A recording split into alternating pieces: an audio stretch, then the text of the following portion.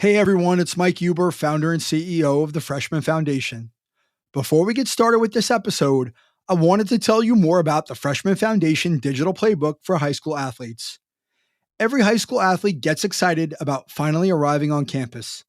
Becoming a collegiate athlete is the ultimate reward for all of the sacrifices you've made for 10 plus years to get to this point.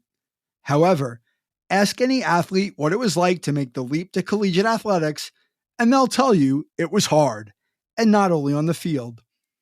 First-year student athletes entering college might be forced to ask themselves some really hard questions when they arrive on campus. Am I good enough? Who do I trust? Who can I ask for help? What if things don't work out the way I hoped? All of these questions are normal and relevant to any incoming college freshman. However, the consequences are greatly magnified for student athletes because of the significant demands they face and the benefits that are at risk. What if you had a playbook to help you answer these questions before you arrive on campus? The Freshman Foundation digital playbook helps high school athletes be ready to dominate the leap to collegiate athletics. The Freshman Foundation is an interactive digital learning resource to help you prepare to answer the hard questions before you get to college, rather than struggling to find those answers during your first or even second year. The course is highly interactive, containing dozens of activities designed to help you build self-awareness, build new mental skills, and at the end, have a clear blueprint for how you will dominate the leap to collegiate athletics. Your playbook will help you develop 5 critical skills to prepare you for the leap to collegiate athletics. Those skills are growth mindset, resourcefulness, confidence, resilience, and building your support network. Your investment in the Freshman Foundation digital playbook will be the difference between just surviving early in your college career and thriving from day one. To begin designing your playbook, you can take these 3 steps right now. 1. Visit michaelvhuber.com/course. 2.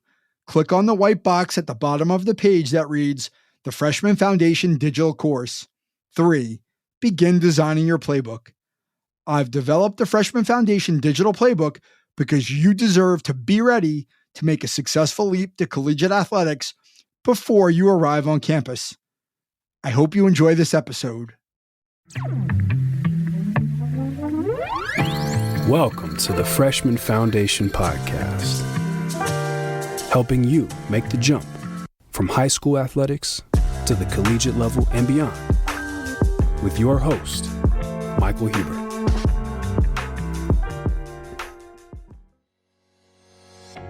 Do you struggle to ask for help? Welcome to the Freshman Foundation Podcast, where we help young athletes be ready for every next step in the game of life through mental performance coaching.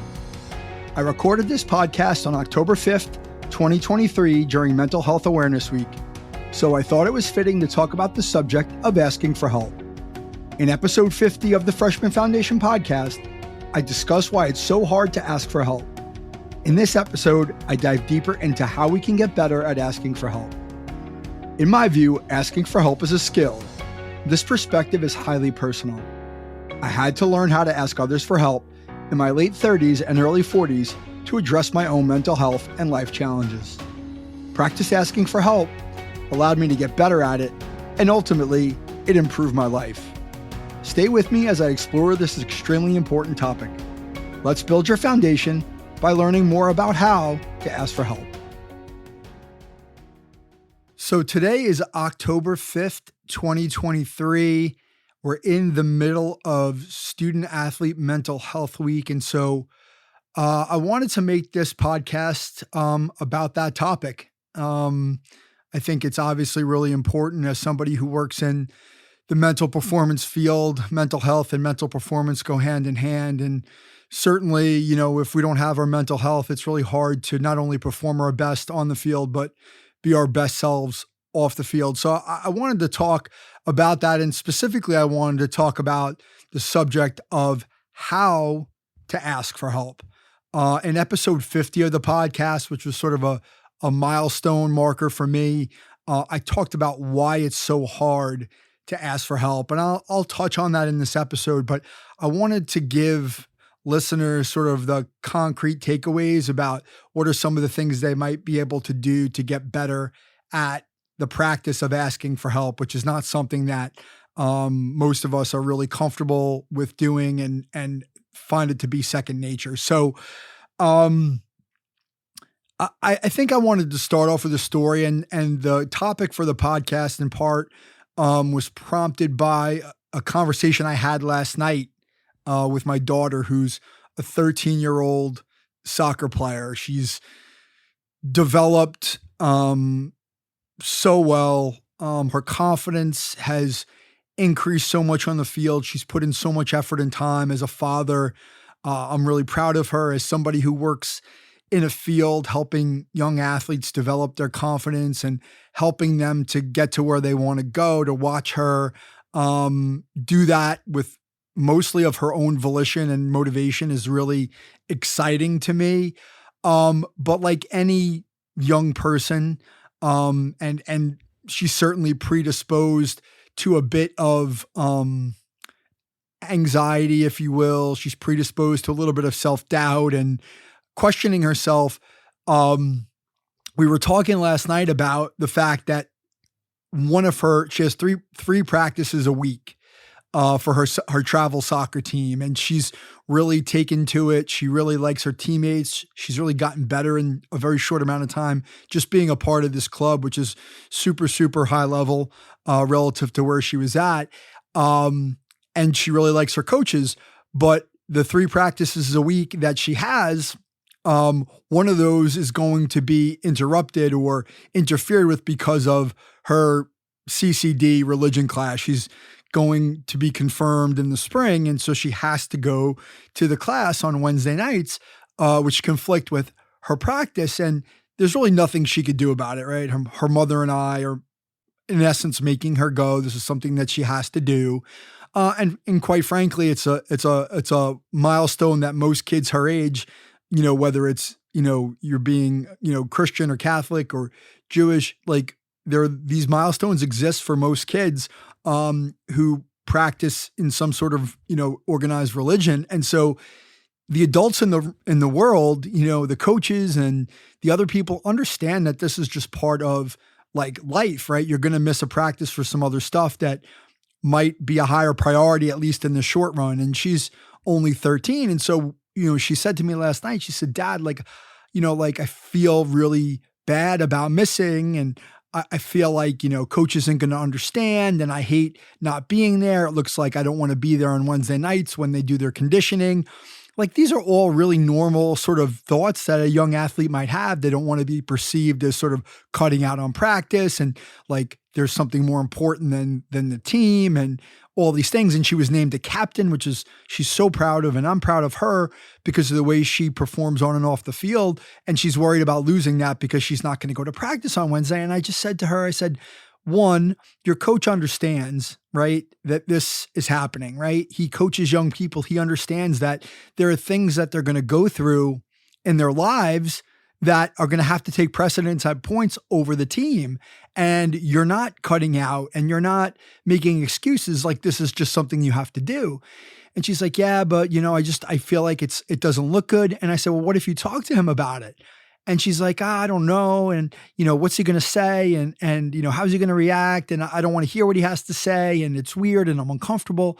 Right. So I say all that to say is like, a lot of young athletes, whether you're 13 or 15 or in college, have that block, to have that reluctance to have a conversation with a coach or someone that has influence over their development and their career about things that are hard, whether they need help with something or whether they want to make sure the coach understands where they're coming from. I think a lot of times there's just this reluctance that, hey, it's either going to be dismissed, it's going to hurt me, or it's going to be something viewed as being a weakness or a vulnerability.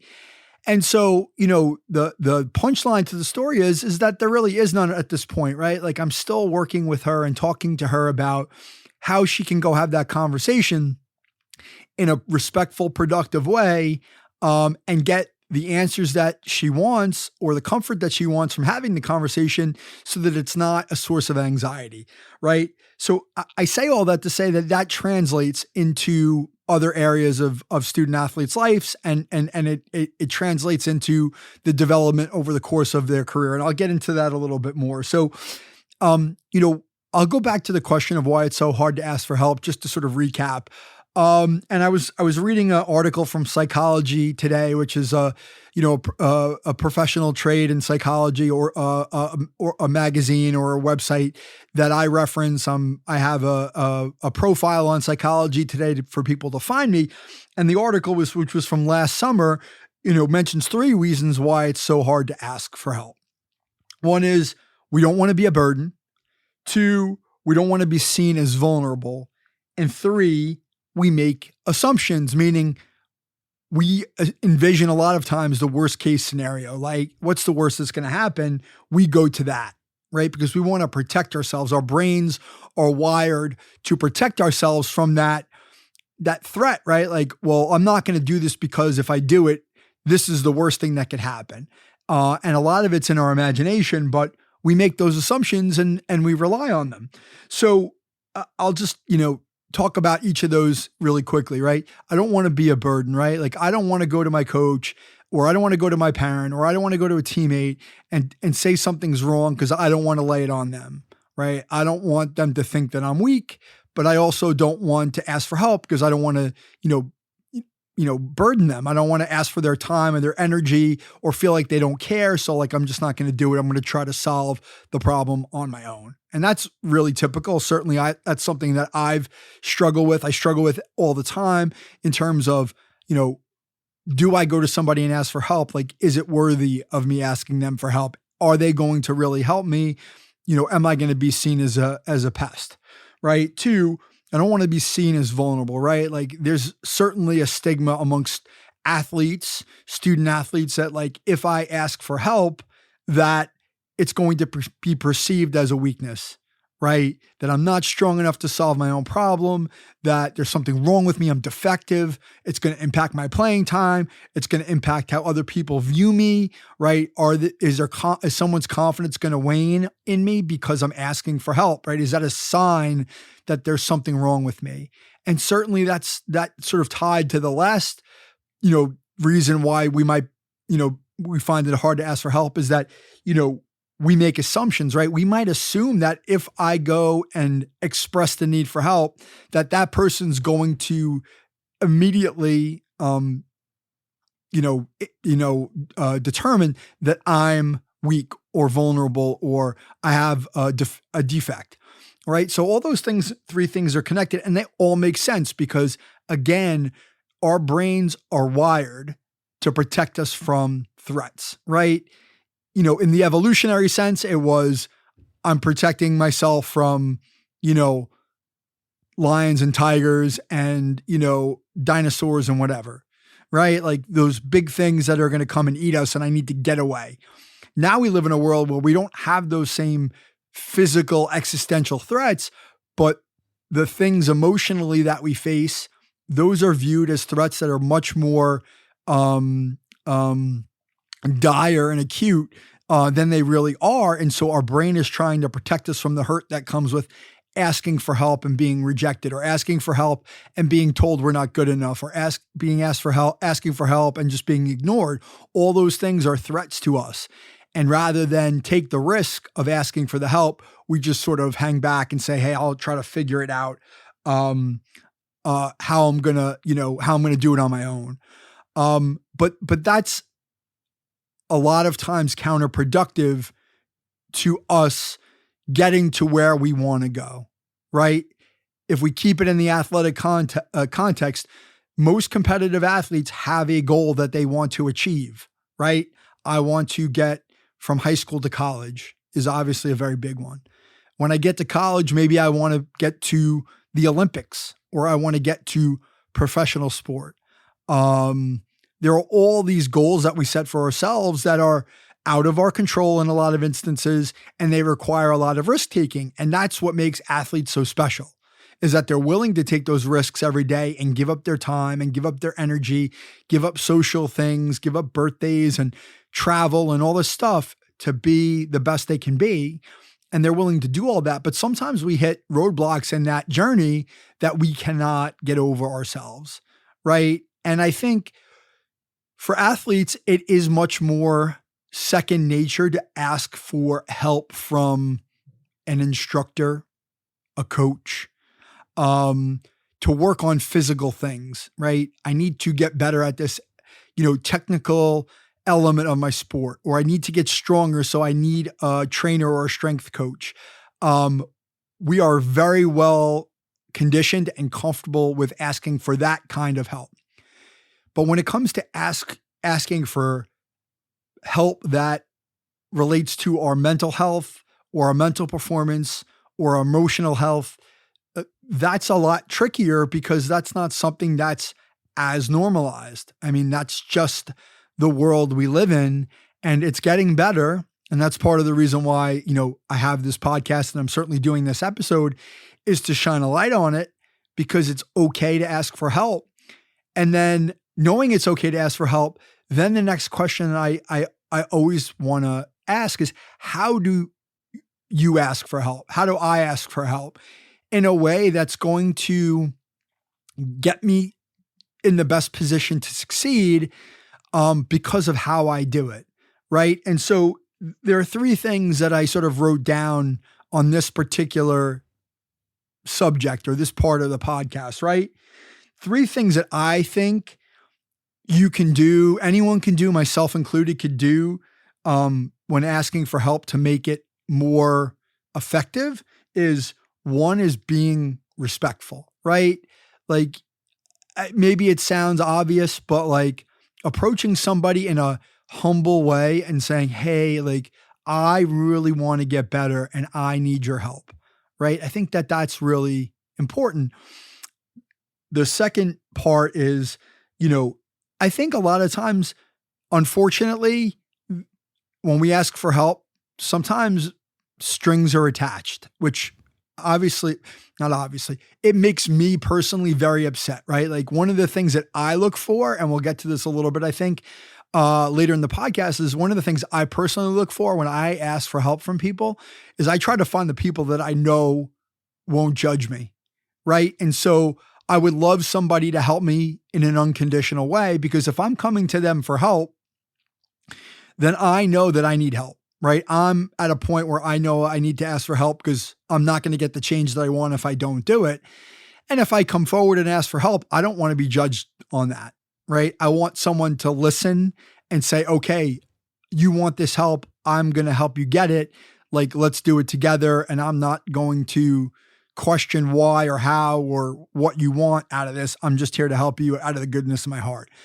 Frankly, that's not always realistic, right? Especially if we're going to our coach who, we need to athletes need to put themselves in coaches' shoes. Coaches have a job to win and lose games, regardless of level, even at the high school level, certainly at college, right? So your performance is tied to their livelihood, their well-being, their success. So there's going to be a conditional relationship there by definition, right? So if you go to a coach and ask for help, if you frame it as, hey, I want help to be better so I can help our team be better, that's going to probably be received better than if I go to a coach and say, hey, coach, I want help because I want to get to college and be an athlete. And, all I care about is my performance, right? Like they're probably not very different. But it's how you frame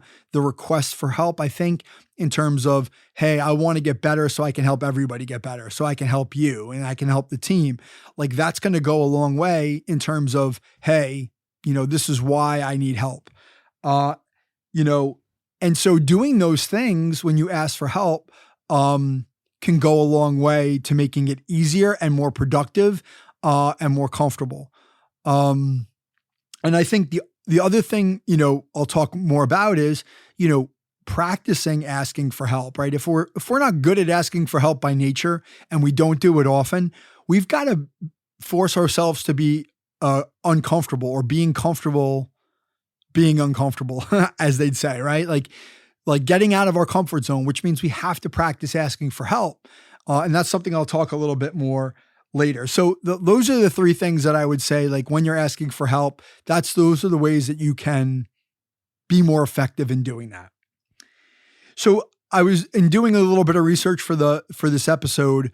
I found an NCAA, recent NCAA study, a report that came out a few months ago that says less than half of student athletes surveyed felt comfortable seeking support from a mental health provider. Now that to me is really interesting. If I contrast that statistic about asking a mental health provider to asking for help from other people in our lives that are not mental health providers, I find that to be personally somewhat surprising. And I'll tell you why. The main reason I find that surprising, and maybe student athletes don't understand this, is that asking for help from a mental health provider, it should be completely confidential, right? My work with student athletes in my coaching practice is confidential, meaning I can't share the details of what I talk to a client about with anybody else, including families, unless I have consent from the athlete that, hey, like, you know what, I'm going to share some, background understanding, updates about what's going on, but I'm not going to get into the nitty-gritty details of what we talk about in our sessions, because if my clients can't feel comfortable talking about everything in a completely confidential way, they're going to hold things back, which doesn't help them. It certainly doesn't allow me to help them the way I want to help.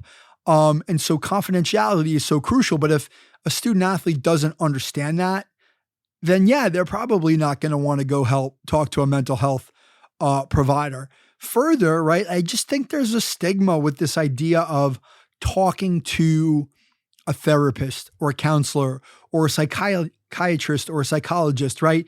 This idea that if I go to talk to one of those people, there's something wrong with me. And, I'll share openly. I have on the podcast. I share it in a lot of the things that I do in my work. I never went, the first time I went to go see a mental health professional was about 11 years ago when I was going through some pretty serious mental health, anxiety, personal issues. The only reason I went is because the consequences and the ramifications in my personal life, my everyday life, were so debilitating and so troubling that I felt like I had no other choice, right? I would have opted out of that unless if I thought I could solve those problems on my own, I would have opted out. I didn't, because I was like, I just need somebody to talk to. And I did that, and I found that it was a really, really comforting and welcoming and safe environment, right? Talking to my therapist at that time. And I had a good rapport and relationship with her off the bat, and I felt really comfortable. But then once I started that relationship, I still had anxiety issues that I was dealing with and panic attacks. And I ultimately, want to go see a psychiatrist about the prospect of being treated with medication to help, maybe address some of the challenges that I had. And, I was really reluctant, not necessarily to see the psychiatrist, because I was comfortable talking to people in the mental health setting in an office and having a conversation in a very open way. And I understood that the conversations we were having were confidential. But what I really struggled with was the idea of going on medication, because like in my mind, it was like being on medication means there's something wrong with me. I grew up in an environment where that's not something anybody would ever do. I had preconceived notions about trying medication, like what the medication was going to do to me. It was going to make me feel like a zombie. It was going to make me feel crazy. It was going to, all these things that I assumed would happen. And I resisted going on medication for the longest time until I got to the point where I couldn't sleep. I had insomnia. Like it was really, really miserable for months on end. And I was like, okay, well, I'm willing to give it a try. I waited till the very possible end to give it a try. And then ultimately I tried a particular medication that worked for me after some, different, trying different, types of medication. I found one that really works for me. It had limited side effects and it made me feel much better. It helped me sleep. It helped me, avoid some of the acute anxiety I was having. And I was like, oh, I'm finally glad I did this. And it took probably 3 or 4 or 5 years to get to that point.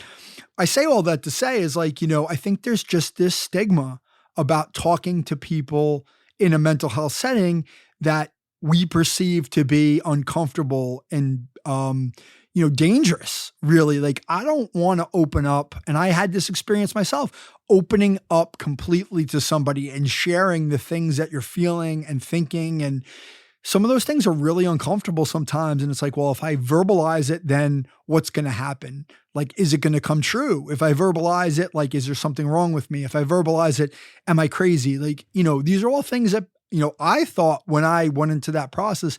And I'm here to tell you that going into a counseling center on campus or going to a therapist, a private therapist or a psychologist or a psychiatrist is not, for me, it wasn't as dangerous as I perceived it to be. And I felt comfortable that I could be, treated non-judgmentally and confidentially have conversations with somebody that allowed me to like, just get it off my chest. I mean, that's something I see in the work that I do with young athletes is when they determine that they can trust me as their mental performance coach and they're sharing things openly without putting a filter on it, that by virtue of doing that, they're getting a benefit. So like, I think it's important to understand that it's okay and that it's helpful and it's worth a try and not to be as intimidated by it as it might seem, right? I'm here to debunk some of those assumptions, right? So I think there are a couple more things that I would share about the practice, if you will, of asking for help. And I wrote them down, right? So what are things you can do to practice asking for help? And there are 3 things that I would share. One is, first, I would seek advice from somebody you really, really trust, right? Maybe it's a friend, a teammate, maybe it's a parent. If you have that kind of relationship, whoever it is, be like, hey, I think I need some help here. I'm thinking about doing this thing, trying this thing. What do you think? Right? If they unconditionally have your best interests at heart, you can reasonably rely on them to tell you the truth, right? Yeah, I think it's a good idea for you to do that. If you think you need help, then I support you in that. Or if you think you need help, what are you trying to accomplish, right? Why are you doing it, right? Really finding someone in your circle that you trust unconditionally to give you good advice about how to do that and just to support you in that process of going to talk to a mental health provider or a mental performance coach. Like, does that person truly have your best interest at heart? They know you're doing it. They have your back. That's one. 2, one of the things I talk about in my course, The Freshman Foundation, is, practicing asking for help, meaning like role playing it, right? Sitting down with your mental health provider, sitting down with your mental performance coach. I do that with athletes all the time. Let's role play this hard conversation about asking for help. Sitting down with a friend, like, okay, I want to go talk to my coach about my playing time or my mental health struggles or a personal situation or whatever it is, or my injury, like role playing it, right? Playing that conversation out, right? Practicing what you want to say, practicing dealing with objections or hard conversations so that when you're getting into that actual setting of having the conversation, you've prepared yourself for some of those things, just like you would prepare yourself to go out and play a game, right? You don't show up a game and play a game against, a good competitor without practicing, right? Without watching film, without practicing against their formation or their defense or their offense or whatever, you're going to go prepare for that. So why wouldn't you prepare for an important conversation the same way, right? We just don't think about it that way. And we don't really know how to do it a lot of times. And a lot of those times we go to ask for help or we have a conversation with somebody about, something we want to, get help with or work on, and we're not prepared. It becomes emotional and then it becomes personal. And then it kind of backfires on us, right? We don't want those conversations to be emotional and personal. We want to be well thought out. We want to be well prepared. We want to be constructive, and we want to come out of that conversation feeling better about the conversation than feeling worse. And then finally, this is something that I think is really, really important in a lot of circumstances, is asking yourself, like, what's the worst thing that's going to happen, right? What's the worst thing that's going to happen if I go to ask somebody for help? And a lot of times that answer is the gateway, the permission to go ask for help. Because if you really think about, like, what's the worst thing that's going to happen, especially if you ask that question and have that conversation with somebody you trust, they're going to tell you, like I did with my daughter, like, what's the worst thing that's going to happen? Oh, I don't know. He's going to take away my captainship. Like, do you really think that's going to happen? I mean, I guess it's possible, right? Like, anything is possible, but he could take away your captainship or a starting role or a spot on the team. A coach can take that away from you whenever they want. It's completely out of your control. So, like, if you know that going into the conversation, really the worst thing that's going to happen is like, you may hear something that you don't want to hear. And this is something that comes up all the time in my work with student athletes, right? They'll come to me about a conflict or a problem they're having with a coach or something that's really just bothering them. And I'll be like, well, okay, what would it be like to go talk to them about it? I don't know, and ultimately the typical reason why a student athlete, whether it's high school, college, or otherwise, wouldn't talk to a coach or somebody that has influence over their career about a problem is, like, they don't want to hear what they have to say. They don't want to hear something that's uncomfortable. They don't want to hear the truth. So rather than asking the question and getting the answer and knowing where you stand, good or bad, they'd rather just keep it to themselves. And now that leads to anxiety because we don't know what they're thinking. We don't know what they're going to do, right? Like, we're sort of at their mercy. And when I've had student athletes address coaches about issues that they've had about game decisions or playing time or coaching philosophy or programming, workouts and all those things, when they go to the coach to talk about that, when I ask them how it went, the answers vary. Great, okay, not bad, fine. But invariably, the feeling that all of those student athletes express as a result of those conversations is relief. Well, now I know where I stand, so I feel relieved.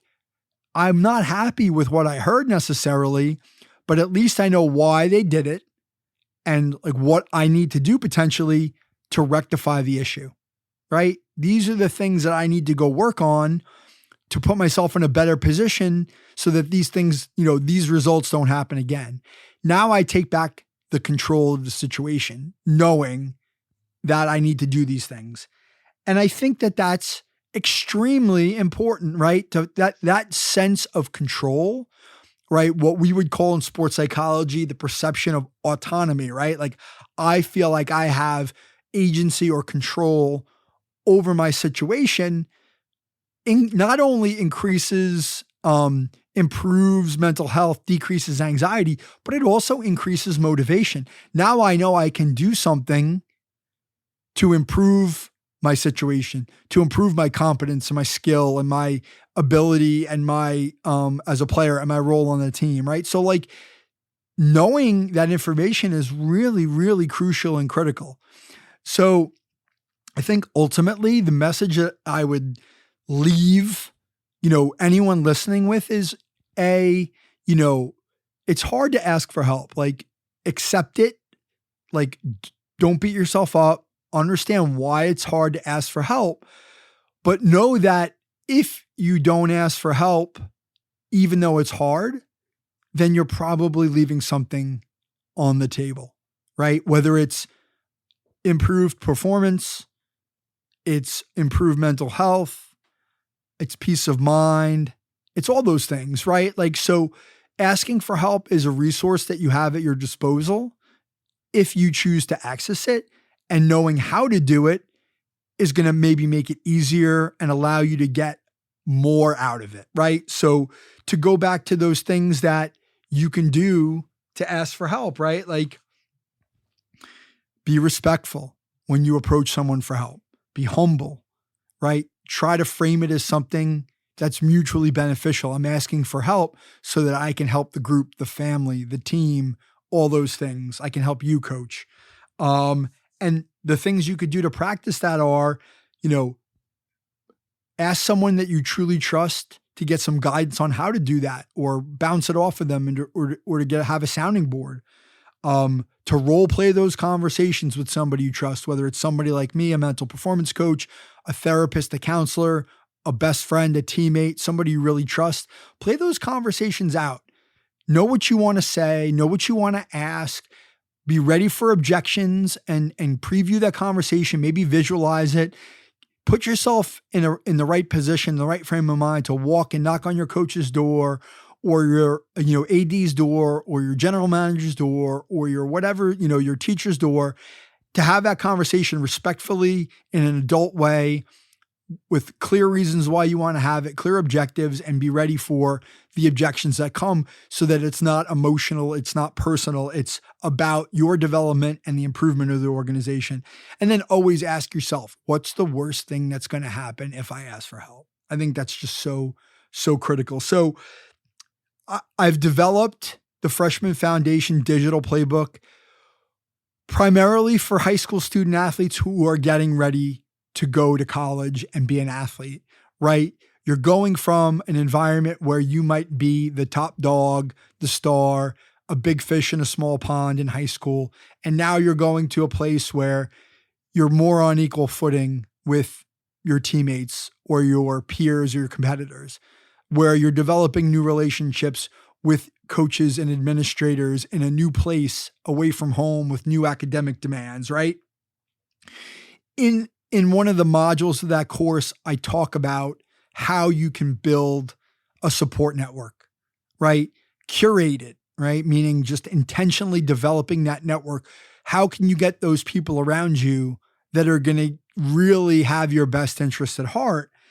And one of the drills in that module, that learning module of the playbook, is practicing asking for help, right? So I've laid it out in the digital playbook for high school student athletes who want to get better at asking for help and building a good network when they get to college or before they get there, right? There's a way to do that. Like, I've formulated mental drills, if you will, that'll help you practice that before you get to college, or help you practice that when you get to college, because the content in the course applies even in that context, right? You can always go back and practice asking for help, right? So I would urge you to check the Freshman Foundation digital playbook out.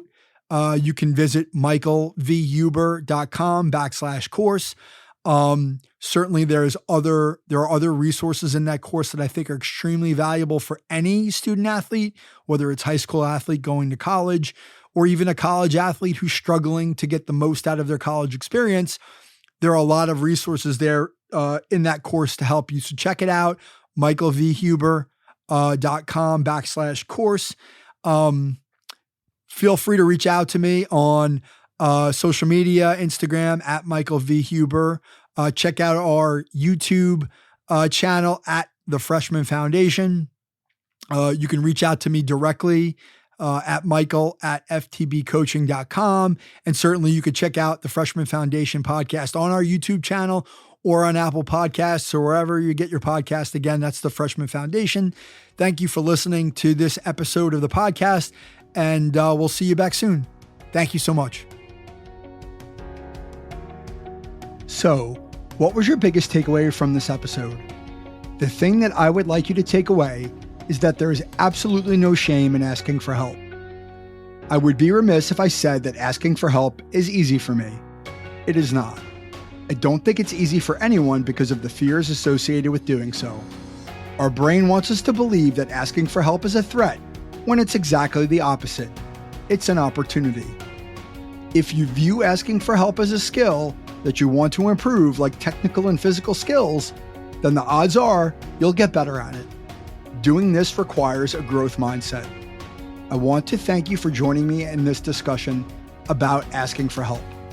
Check out this episode and all Freshman Foundation content on YouTube. Please subscribe to our channel and drop a like or a comment. To get access to more great content, Register to join our community at michaelvhuber.com. Thank you for listening. We'll see you back soon for episode 70.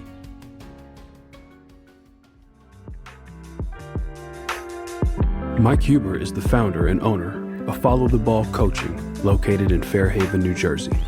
He is a mental performance coach and business advisor dedicated to serving athletes just like you reach their full potential on and off the court. The Freshman Foundation is all about helping you get to the next level. For more information, follow along on Instagram at the Freshman Foundation. Please subscribe, give us a like on iTunes, Spotify, leave a review, tell a friend. Most importantly, come back in 2 weeks, ready to get better.